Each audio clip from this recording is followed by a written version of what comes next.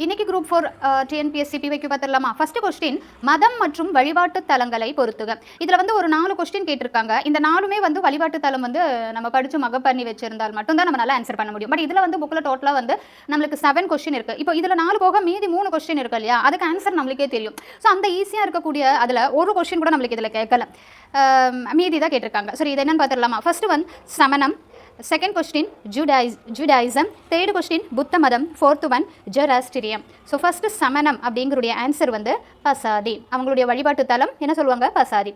Second one Judaism, இதுடையது synagogue அப்படின்னு சொல்லுவாங்க. Third one புத்த மதம், ஸோ இவங்கிறது என்ன சொல்லுவாங்கன்னா விஹாரா, ஓகேவா?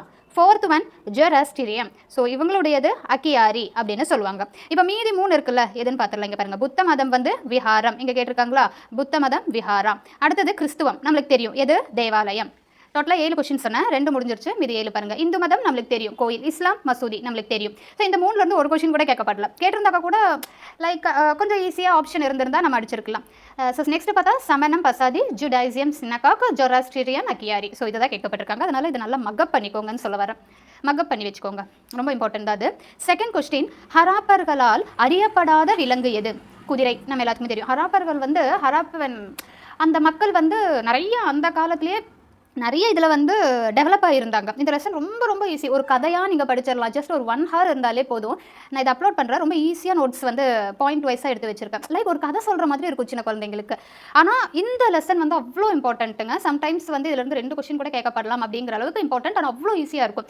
ஸோ ஹராப்பர்களால் அறியப்படாத விலங்கு எது அப்படின்னா குதிரை. இது வந்து நிறைய பிவைக்குள்ள வந்திருக்கு, ஓகேவா?